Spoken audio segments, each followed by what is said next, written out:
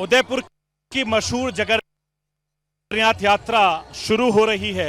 बड़ी तादाद में श्रद्धालु यहां पर मौजूद हैं।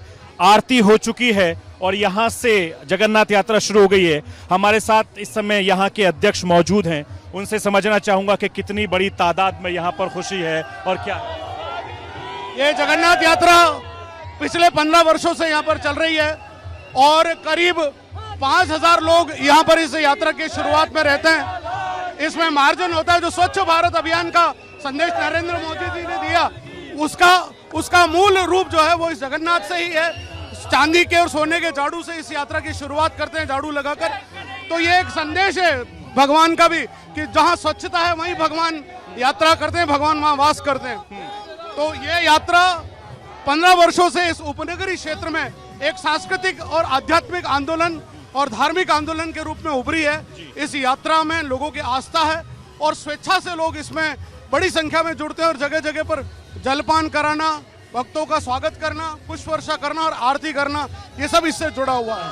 अध्यक्ष जी, जिस तरीके से पिछले 2 साल से कोविड कारण था, ये यात्रा भी नहीं निकली, लेकिन ऐसे में एक तो दोहरी खुशी है आपके लिए भी। कोविड के एक तो कोविड समाप्ति पर है और 2 वर्ष यात्रा नहीं निकलने पर जो लोगों के मन में जो ये पीड़ा थी, भगवान ने हमको दर्शन नहीं दिए। तो इस बार भगवान सभी भक्तों को दर्शन दे रहे और भक्तों में भी अद्भुत उत्साह है और इसलिए आज का श्रृंगार भी भगवान का अद्भुत है। उदयपुर में जिस तरीके से एक सनसनीखेज वारदात हुई है, उससे सभी लोग गुस्से में हैं, परेशान हैं, नाराज हैं। हमेशा से उदयपुर सद्भावना के लिए जाना जाता है, तहजीब के लिए जाना जाता है। एक बड़ा संदेश देने की ये यात्रा भी कोशिश करेगी आपसी सौहार्द के लिए। मेरे हिसाब से संपूर्ण विश्व में यदि सामाजिक समरसता का कोई संदेश यात्रा देती है तो वो जगन्नाथ की देती है, जिसमें कोई जाति का भेद नहीं, वर्ग का भेद नहीं।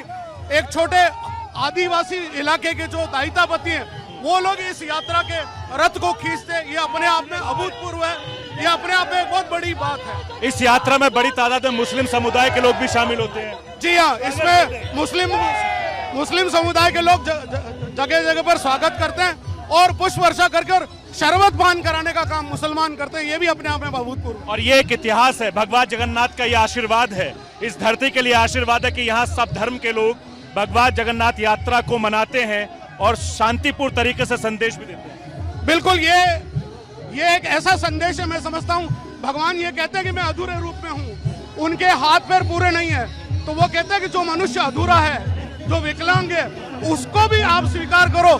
आप मुझे स्वीकार कर रहे हो तो प्रत्येक मनुष्य को, चाहे वो जैसा भी है, उसके अंग भंग है, टूटे हुए, जिसको हम दिव्यांग बोलते हैं, तो भगवान भी दिव्यांग रूप में स्थापित है। ये मानवता का एक बहुत बड़ा संदेश मैं समझता हूँ संपूर्ण विश्व के लिए। और भगवान जगन्नाथ ने भी मानवता की बड़ी मिसाल कायम की है। जी हाँ, बिल्कुल, संपूर्ण मानवता के लिए संदेश है कि मुझे अधूरे रूप में तुम स्वीकार करते हो तो मनुष्य को क्यों नहीं करते। बहुत बहुत शुक्रिया न्यूज इंडिया से बातचीत करने के लिए। यहाँ के अध्यक्ष हैं। जगन्नाथ यात्रा चल रही है, मैं इस यात्रा में मौजूद हूँ और बड़ी तादाद में हिंदू मुस्लिम तमाम मिलकर इस जगन्नाथ यात्रा को मनाते हैं। खुशी का पल है, जोश का पल है और ये आपसी सौहार्द बनाने के लिए एक बहुत बड़ी मिसाल है। Sarfaraz Saifi, news India, Udaipur.